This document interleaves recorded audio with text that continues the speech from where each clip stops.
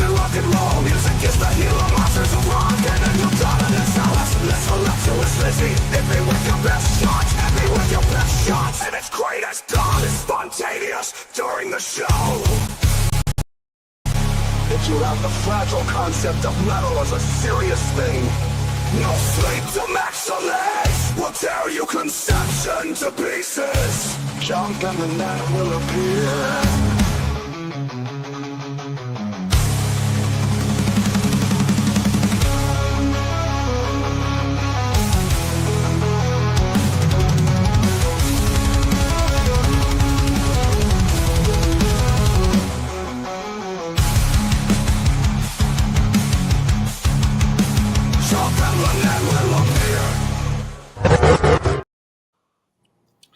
Thank you for being here. Blow your brains out, Outlaw Video TV. I'm Ricky E. Warden, and you can see here with me together today, actor, producer, like movie producer, author, comedian, host of HBO, on HBO, Comedy Central, roaster, 5 comedy records, including your latest, No Sleep Till McSorley's. Everybody welcome to the stage and the show, the one and only Don Jamieson.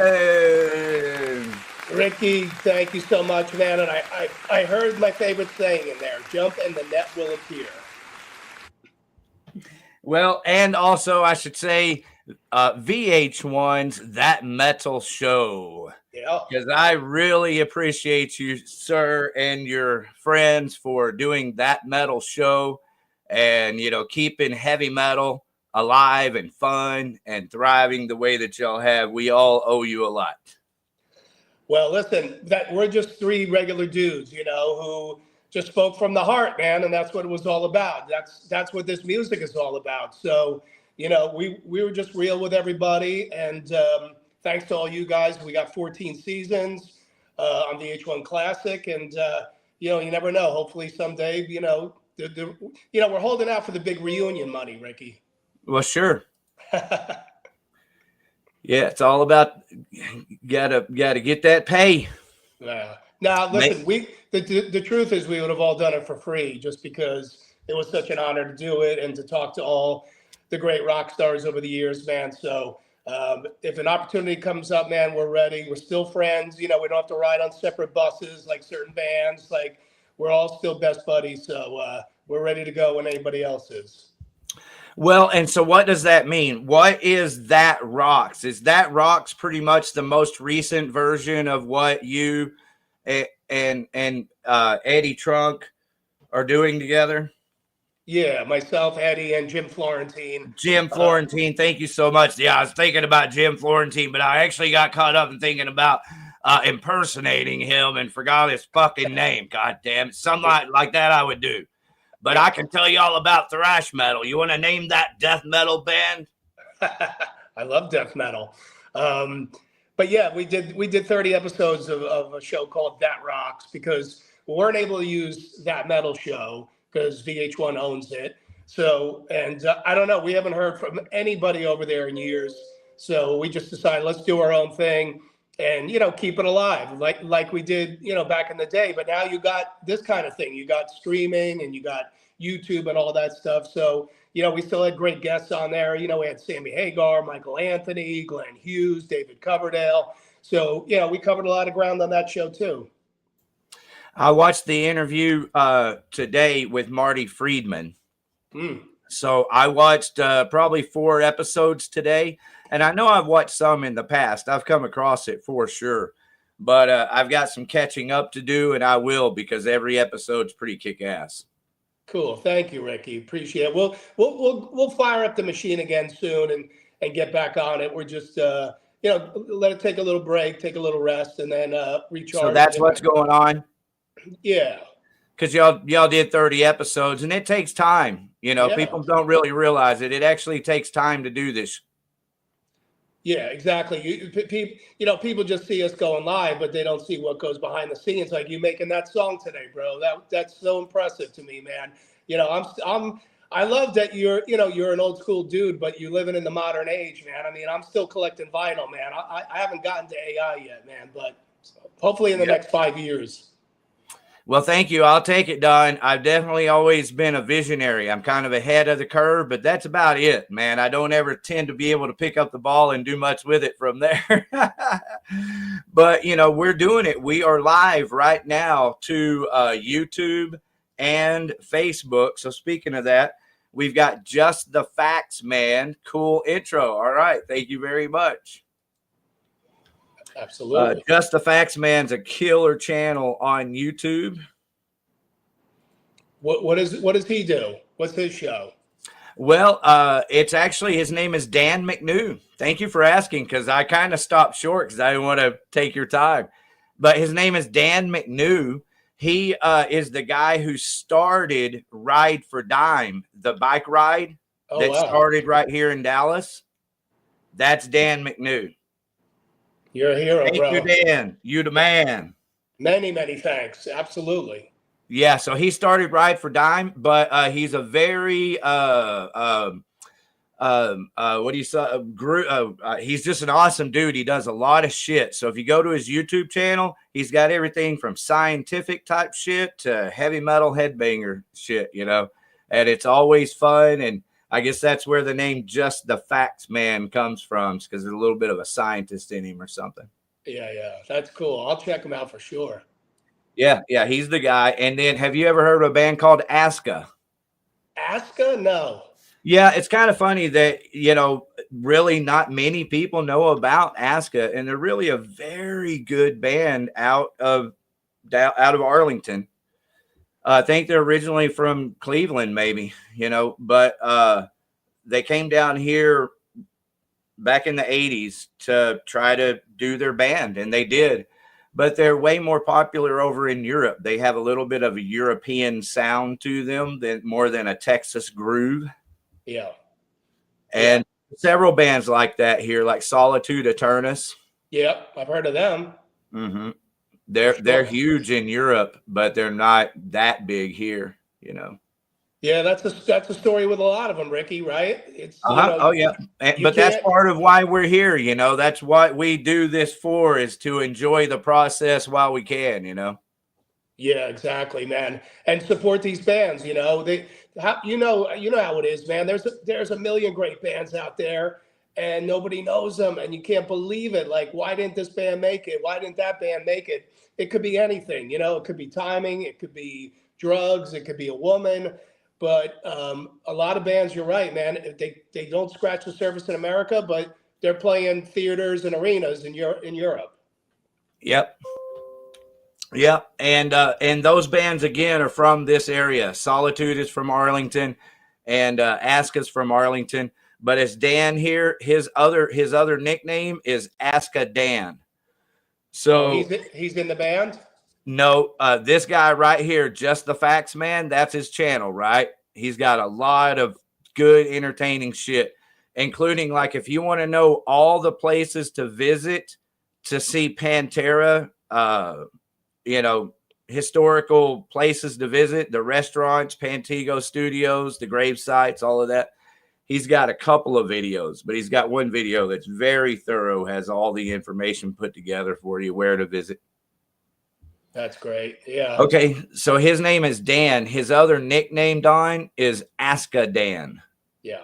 Aska Dan. So he's a huge supporter of this band, Aska. So that's kind of one of the reasons I brought him up and asked you if you knew about Aska. But he says they're from Panama. Wow. Yeah. Okay. And moved up here. I was working at a record store, bro. Don Jameson, I was working at a record store, our local heavy metal, you know, record store. Yeah. I was a manager. I was also DJing on our local radio, KNON, and I had a magazine at the time called the Skull Press. And so I was working at the Pipe Dreams Records when George came in, and, you know, it was his first time in the store. Hey, we just got here. We're going to be as big as Manowar. And that was the guy from Aska? Uh-huh, yeah. Oh. Yeah, like 30 years ago. Yeah. So it's Panama the country, right? Not like Panama, Ohio. Yeah, Panama, the country. Yeah. Okay, cool. Right, Dan? I'm sure that's it. Hey, listen, I love discovering new bands, even if they're old bands. You know, Aska would be new to me, man. So I'm gonna check out on the the Apple Music and the Spotify and see if I can find some of their stuff. Yeah. Yeah, definitely check them out. And, right here on Outlaw Video TV, we do a thing called BYBO Radio, where we play all local music. And we have some killer bands. We've always had killer metal bands, but hard rock bands. We've always had good music here in Dallas-Fort Worth. But right now is no exception. We have some great bands in Dallas-Fort Worth right now. Looks like Aska is playing tonight. In Louisville. Where's that? Right. So there you go. You got an after party. Louisville is really probably too far north to, it's an hour away. Yeah. David knows where it is. Ask him if he'll take you up there, maybe. I don't know what his plans are. But yeah, it's about an hour away. It's the other side of the Metroplex. Gotcha. Yeah. There's a lot of good scenes up there up north at T's Grill. In Louisville, on up Lake Dallas, the Colony, Frisco. A lot of money up there, Don. Yeah. I got a friend who lives up in Frisco. Yeah. So you know what I'm talking about. But we're holding it down here in Arlington, Texas, which is the home of Pantera. Tell us about your Pantera experiences, man. Everything from the first time you saw them or met them to the last. Wow. Dude, that's laying some heavy stuff on me, man. Not everything in between. Yeah, but you and your bro know them like from their first headshot, man. Like your stories would be way better than mine. But just listen, as a fan, obviously. Great to see you too. Who's that? On to the night. Thank you, On to the Night, and thank you, Don, for saying hi to them. Yeah, man. So they're kind of like the Def Leppard, the first Def Leppard record here, but not quite. That's what they sound like, their band? No. This person in the chats is On to the Night. Yeah. And if that were a Def Leppard record, it would be On Through the Night, yes. Yes, Don Jamieson does know heavy metal. Well, which does not have the song On Through the Night on it. That song wasn't on to the next album, High and Dry. Yeah, isn't that crazy? Yeah. But listen, just as a fan, going to see Pantera and all that stuff, for me as a teenager, I could never imagine meeting any of these people. I could never have imagined having a TV show where these people came on and talked about their careers and all that stuff. So, when I used to go see him, and I went through the crazy heroin years with Phil, where he barely got through some of those shows, but the power that those guys always had on stage was so immense. And the fact that they got no airplay whatsoever and built such an amazing fan base was incredible. And then the downfall happens, right? I mean, I have all the albums on original, the ones that came out. I have the whole collection on vinyl, all the remasters, everything. Yeah. Including the demo of Cowboys from Hell. Correct. I have that also. That's a sweet record. Yeah. I like that one a lot. We had that record for almost 2 years. Before it came out? Yeah. And nobody knew about it. Yeah. Yeah, I'm glad that he included that in the box set because the box set's phenomenal. So I also have the original cover for Far Beyond Driven, right? With the screw going into the ass. Yes. Yeah, I have that also. So hell yeah, they run through my blood, and when it was over, everyone was shocked, right? I didn't know those guys from anybody, but here comes Diamond Vinny, and they go, hey, we're going to keep on going without Phil and without Rex, and we're going to do Damage Plan. And that's when we started crossing paths. They started hearing some of me and Florentine's comedy stuff. And, man, they started coming out to see us when we played at the Improv in Addison. And after that, they were playing us some early recordings of Damage Plan. And, you know, the friendship was on after that. Awesome. Shorter with Dime, obviously, than Vin, but man, it was amazing to be around those guys. And I'll just say what everybody says about Dimebag, which is if you knew him for 5 minutes, he was your favorite person in the world. And that's Yeah, true. it's true. Yeah, he was that guy. It's hard to understand, you know, but the charisma that he had was, you know, Yeah. unmatched. Totally. One of the last times I talked to him, I forget, maybe like Pat Lackman or somebody called me, and it was like 8 in the morning. I'm like, why are you calling me 8 in the morning? He goes, we're still rolling from last night. He goes, Dime wants to talk to you. And he gets on, he's Yeah. like, Jameson, I'm about to go face down in flames, but first I just wanted to say hi, brother. And that was amazing. You know, I could never, Yeah. I miss him too, Dan. I could never keep up with those mofos, man, but I tried. I had to develop tricks to try to keep up with them. Well, it would have been impossible. That's a commitment to a lifestyle right there. Yeah, for sure, man. Well, but there's lots a of lot fun of times things. with them. There's a lot of things I could have asked you, Don, but you know, the one best music question to ask you is about Pantera, and you know, ask about maybe the first time you saw them and maybe the last. I am interested to know, you know, have you seen, and I think you have, the newest version of Pantera with Zach and Charlie on drums, and tell us about that experience. I have not seen it live, so I Okay. don't know. Yeah, I've been, you know, I have mixed feelings about it, like a lot of people. And it's not that I'm fully against it because I see how happy it's making a lot of people. But I've just been, you know, a little hesitant. And I've been doing my career at the same time, too. So sometimes they've come through, you know, Jersey and New York, and I just wasn't around. But I think I'm going to see it in the summer because they're playing with Amon Amarth, who's one of my favorite Yeah, bands. they're going to be going out again, so you get another chance. And you know, here's the thing: is our all of our hearts are broken. Yeah. You know, we can all feel Vinny's pain. That's undeniable. You know, but at the same time, you can also feel the joy of the millions of people who are getting to enjoy an experience that is what it is, and it's an amazing experience that I would thoroughly enjoy. Yeah. It wouldn't be the same, you know. Obviously, I knew Dime personally and stood in front of him like when we were kids, you know, through all the Metal Magic projects in the jungles. I Am the Night days. I'm right there getting to enjoy all that stuff, you know. Yeah. So it would obviously never be the same, but what it is, I think would be extremely enjoyable. I think it's as close to Pantera as you could get. If there was two guys to replace those two guys, those are the men to do it. Zach and Charlie. Like that. This is not like, you know, the fifth choices that they had. Like these would have been. Excellent. These were handpicked exactly perfectly. So yeah, I'm looking forward to seeing it, man. That'll be a crushing show with Amon Amarth, and yeah, I'll come back and give you my review afterwards.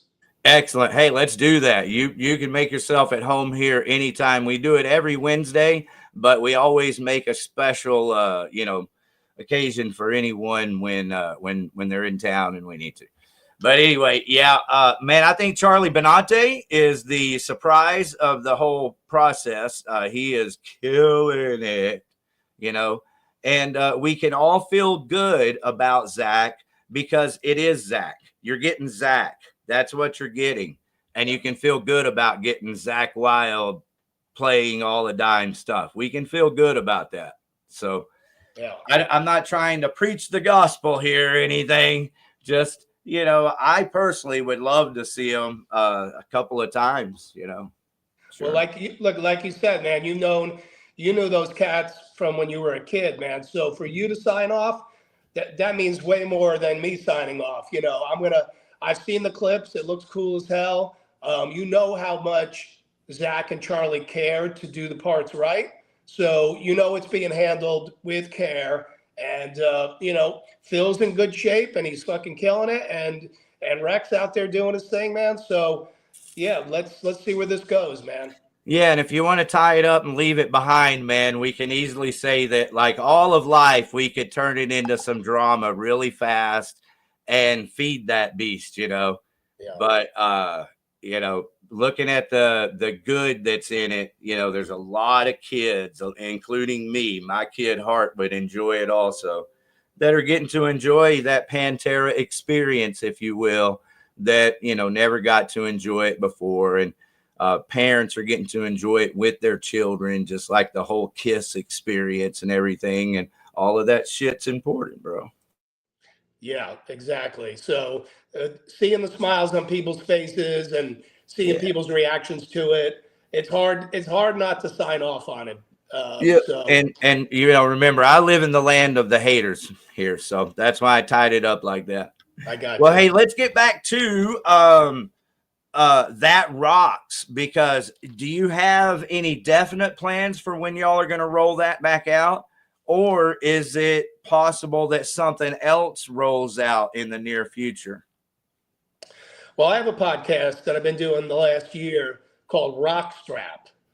And it's me. Rock what? Rock Strap. Like jock strap, but with rock. Rock Strap, gotcha. And it's me and Keith Roth, who's a DJ on Sirius XM, you know, Hair Nation and Ozzy's Boneyard. And, you know, whenever Keith and I sit around and talk, we end up talking about sports.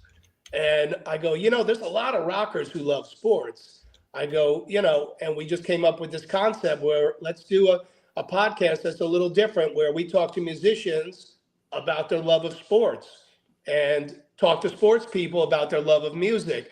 And I love doing it, man, because I'm a big sports fan, and you're not asking the same questions that they've heard a million times or the fans have heard a million times. You know, when we had Blackie Lawless on, he talked, really awesome.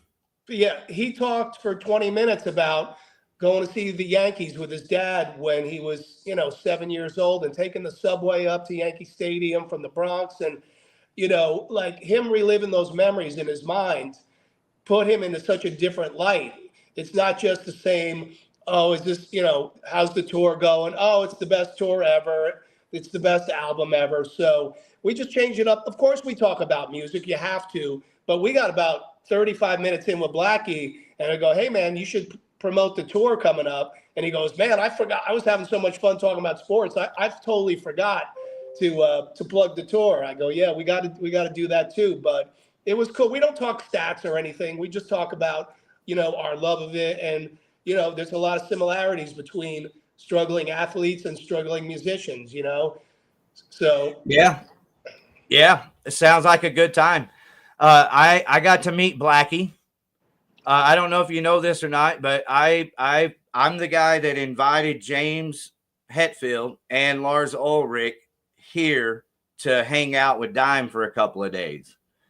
What happened was me and Rita Haney went to Phoenix, Arizona to see Metallica and Wasp on their last night of that tour, which was the Ride the Lightning tour and the Last Stand tour. I forget what Wasp album was. Last Command. Last Command. Thank you. And so anyway, it was a good time. I talked them into, before they left and I left, they promised me that they would come to Arlington to hang out with Dive. And you know how it happened? Because all we talked about was metal. You know, when you met someone like us back then, you could talk about everything from Diamond Head to Motorhead to Raven to the good heavy Aerosmith songs, the Tie Your Mother Down Queen tunes, you know, and that's what we always talked about. So when it got around to the best guitar players, I would always be able to come back to them with this guy named Daryl Abbott and go, y'all have to. And they're like, yeah, no, I think we got the record, you know, or whatever. I'd be like, no, that's not fair, dude.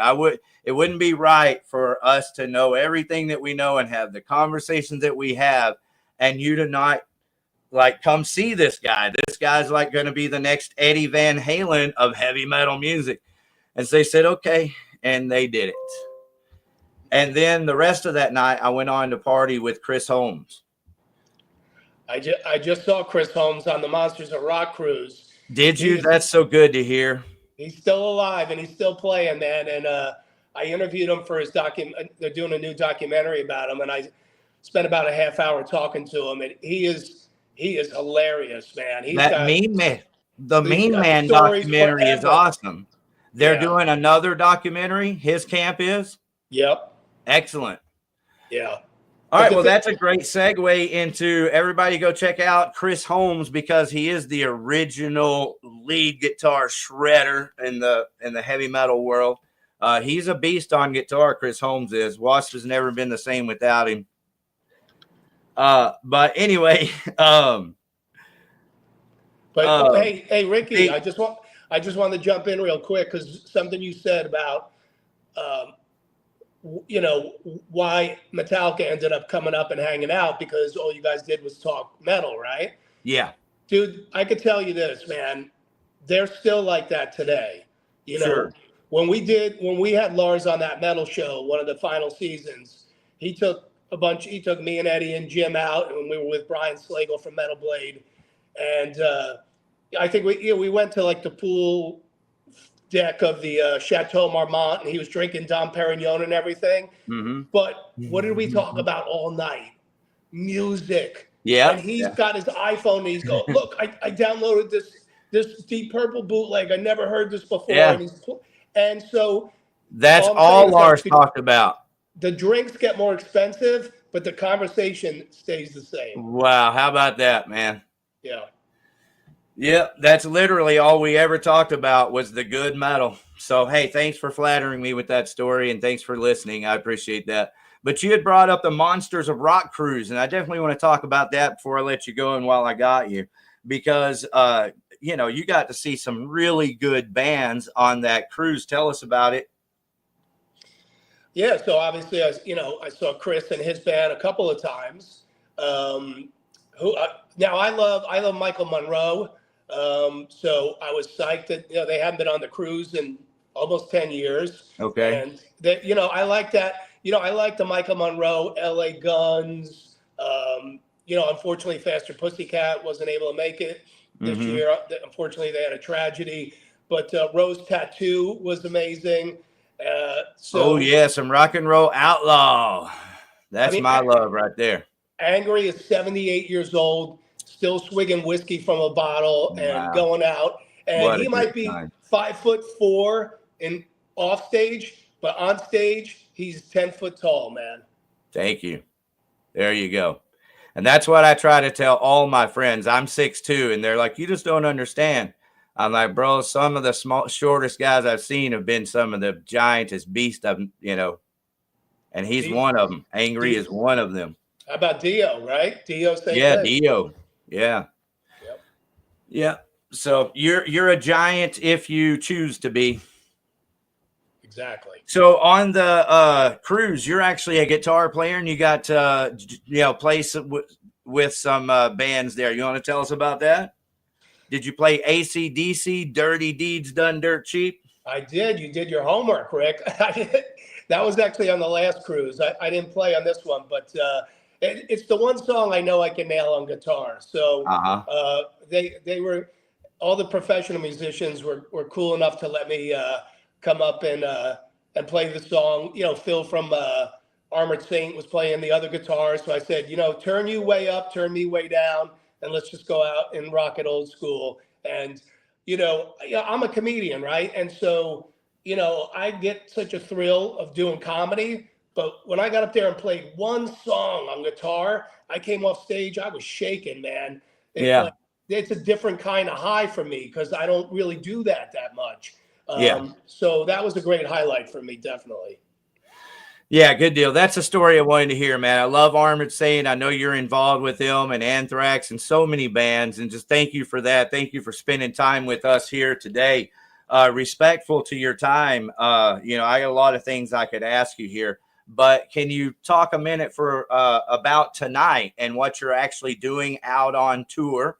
What people, what you want them to know about tonight in Arlington, Texas at the Heavy Metal Hall of Fame. But then also, other people. You're on tour for a while, right? Well, yeah, I got, tonight, I'll tell you about tonight. So around 9:00, we'll start drinking some beer. And then I'll be up there telling jokes about all the bands that we just talked about.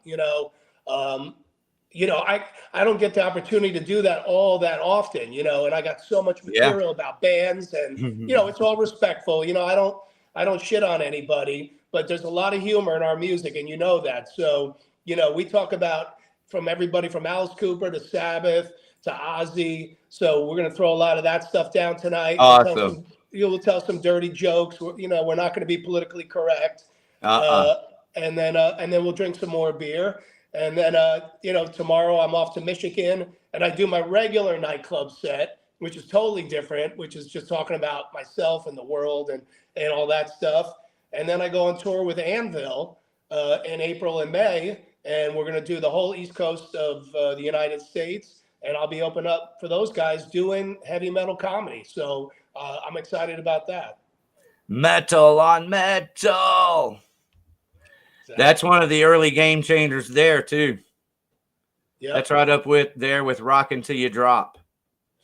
Absolutely. Where did you pick up the first Raven record, Rockin' Till You Drop? Probably the mall by my house, you know, in New Jersey when I grew up. Because, you know, the first week I went in there, I just found the kid with the long hair that was working there, and I knew he was the guy to ask. Yeah. And okay. the first album he gave me was Motorhead Bomber. Yeah. You know, so I Great go, all right, record. this guy's 1 for 1.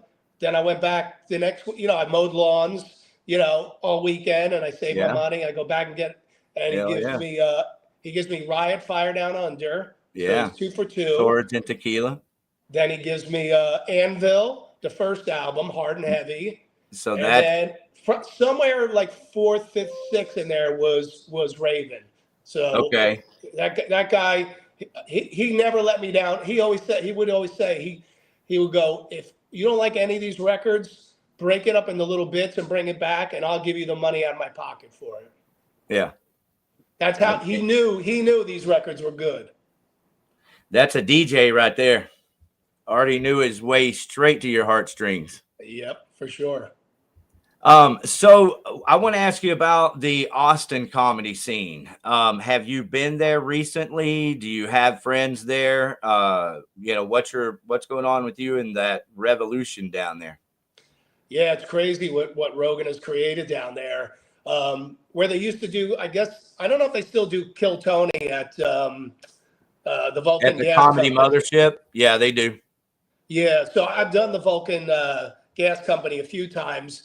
And again, for me, that's my kind of place, because it really is set up to be a rock club, but it still works great for comedy. So, you know, obviously, you know, I always want to work in, you know, the heavy metal or the rock, you know, angle to what I do, whether it's just my attitude on stage or it's the setting or it's the material. But I love that venue, man. But it's been a few years, so I'm trying to get into the mothership, but you know, everybody wants to get in there. So, you know, I'm going to wear them down, you know, like a girl. I'll wear you down eventually. Well, it should be pretty easy. I think if you just slid on in there, you know, even if, for example, the Vulcan is still open. Yeah. But that's not where they do Kill Tony. Kill Tony is at the Mothership. It's been there for a few years now. Yeah. But you could book your gig at the Vulcan or any other comedy club around there, and then while you're in town, slide into the Comedy Mothership and say what's up, because there's just a connection that's missing is all it looks like. Well, I think the good thing about doing the Mothership is, as you know, and not to get political, but Austin is very, very, very liberal. So, you know, but you could go in the Mothership and say whatever the fuck you want.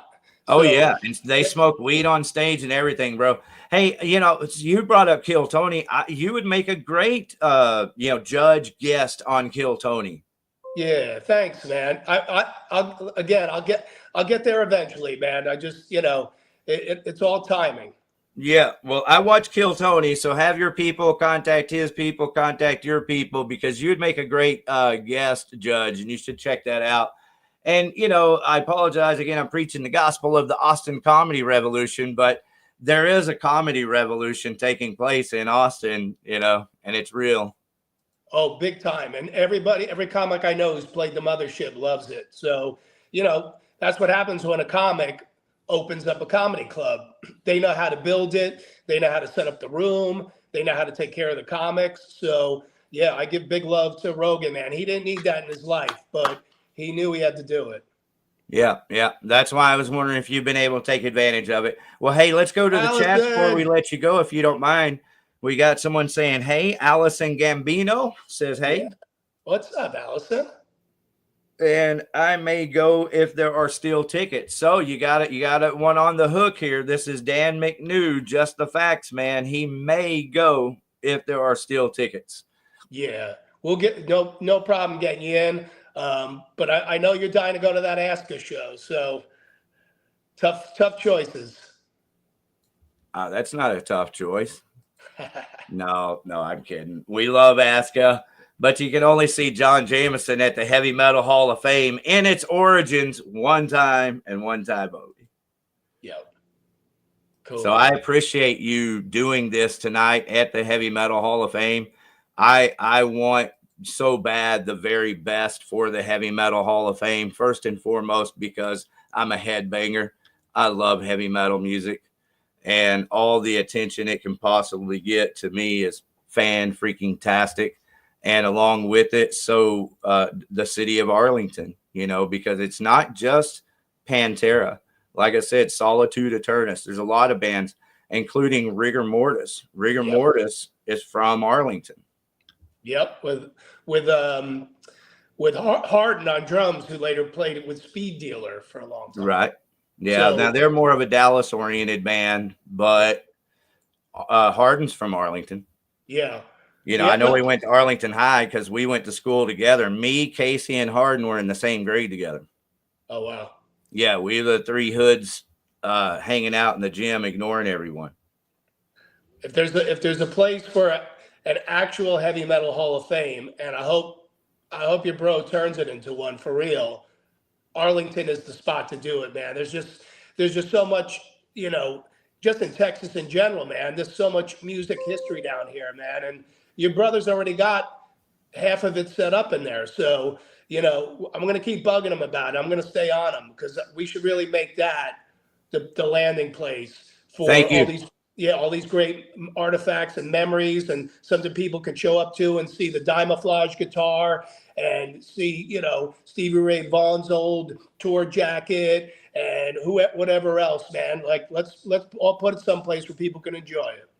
Brother, we stand in arms together because that love for heavy metal music, that's what gets me through every day. Exactly. And so it gets people through every day. So, this is our drug, our religion. It's rock and roll. That's heavy metal. That's look here. Allison Gambino in the chat says she's headbanger till I die. Yep. And then she says, dope. Hey, thanks for reminding me. We have a song here called Dope. I guess I'll play that on the way out. Is there anything else you would like to say? I'd like to give you an opportunity to promote your social medias and your website and everything. Yeah, I'm on all the social media, so just look up Don Jamieson and check out my newest comedy album. It's called No Sleep Till McSorley's. I recorded it at McSorley's Old Ale House in New York City, the oldest pub in New York City. And it was a great night, a bunch of beer drinkers and hellraisers, and a lot of dirty jokes. So check it out on all the streaming services, or if you come see me live, I sell the CDs and the vinyl too. So excellent. So pick up all the CDs in the vinyl at the show. One is Denim and Laughter. One is Hell Bent, and this is out of my head. I don't have a list. I'm not looking at graphics. One is Hell Bent for Laughter. They just happen to be a couple of my favorite records, so it's easy for me to remember. And then the Live and Dangerous, the live and hilarious, Thin Lizzy. I don't mind telling you, Jailbreak, all-time favorite record. There's nothing else Thin Lizzy did like that. But Thunder and Lightning. Well, when you listen to that record, you start to think like, wow, could you imagine where Thin Lizzy could have gone from here, man? Because Sykes breathed some new life into him on that record. And hey, John, rest in peace, brother. I'm so sad that he's gone now, man. That sucks. Thank you for saying that. I was a huge Tigers and Pantang fan. Crazy Night spun daily on my turntable. Yep. And so did Blue Murder. I'm fortunate enough a little bit to I saw the CD release party here in Dallas for the Blue Murder record release, self-titled, with Carmen a piece on drums, and it's phenomenal. Yeah, it's still great when you put it on. I agree. Both Blue Murder and that Crazy Nights record. Yeah. Tigers of Pantang, it holds up. Yep. And so does God Damn It's So Exciting. It hits you like a hammer. No sleep until dawn, Jamieson. That's what you get from Blow Your Brains Out right here today. Thank you, everybody, for watching, and get your asses out and have some fucking fun with Don Jamieson tonight at the Heavy Metal Hall of Fame. And Don, I hope you had a good time. I invite you back anytime for any reason at all. That'd be great, man. You and I could do a whole podcast about Thin Lizzy someday. So we will do a part 2 for sure. Fuck yeah.